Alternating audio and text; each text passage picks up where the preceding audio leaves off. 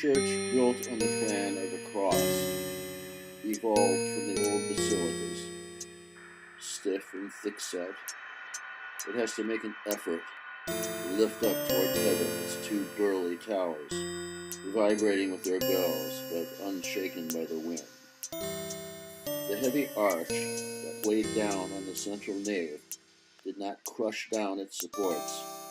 It was because the other naves were loaded with lengthwise vaults, supported by enormous walls which suppressed the empty spaces where the openings for windows would have been. The farther the nave was extended, the thicker the walls became, and the deeper became the darkness in the sanctuary, daubed with red and with blue. The short painted pillars there, with their capitals cut into by crude forms, seemed to bear the formidable weight of a sky filled with eyes that judge, and with gates that close on paradises seen but for a brief moment.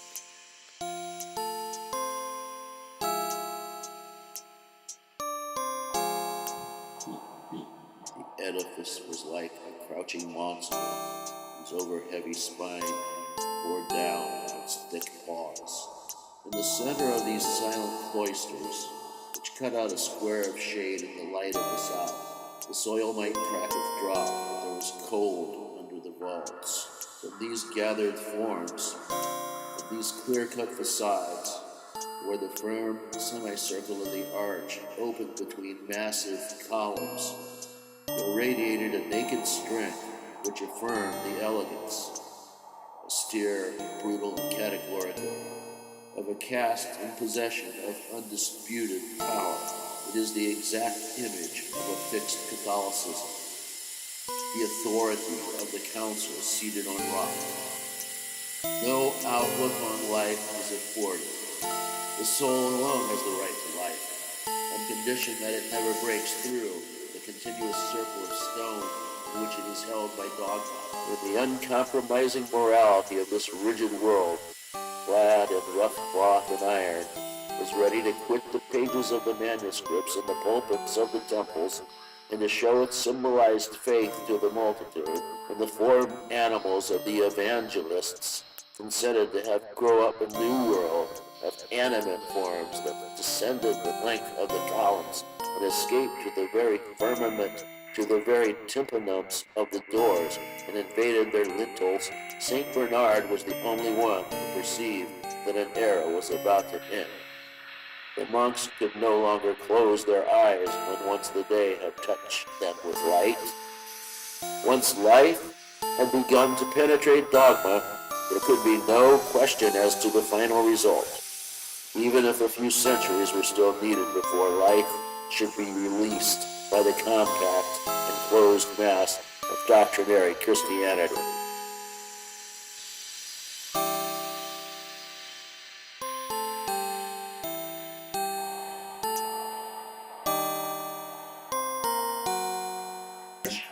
Assigned to each person the work for which he is best fitted.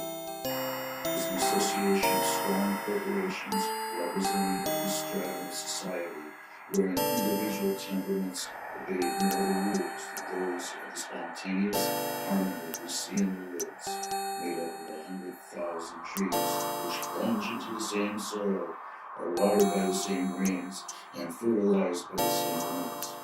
The common human history gives it a character of necessity, which we now recognize as the Greek miracle, the Jewish miracle. The art, formidable, the one that expressed it, was born with it in France and died with it there. It was the French soul delivered into its own keeping for the first and last time. The peoples whom it penetrated, with its vitalizing force, were accepted and adapted to their needs. They had not touched its inner principle, but at the same time, viewing its national and social significance. Between the Vashi, the English Channel, and the wall, it was really life, order, truth. It was the barn and the farm and the house of the cities, which silhouetted the lacework of its carving, and its pinnacles against the sky, the narrow house of earth and a wood border around black bridges and the tortuous veins. It was the thick wall that hid into the rock, the high wall, as clear-cut as consciousness, the haughty refuge that dominated sea. The egoistic abbey where slow lives wore away to the rhythm of the hours of church services. It was a little country church around which a few huts were gathered at the foot of the cathedral. Under the dungeon that the 10 generations of men were gathered on and put out contact with those who lived in the shadow, with those who were confined. It was a great cathedral. It was strength. It was the dream of the velvet heart of the young. The saints are endless army as a heaven, shone from the tide of evening, going out and sleep in their gift. Under the towers of them, be sure, the face of the upper army, were crumbling bones of peace and the light and death. Life is a proclaim the same principle of life. The Lord headmasters who directed over the people, and the good old born divines, through your time and surely, love itself will stop its insane breaths, and let language cease to grow, and the mind will die.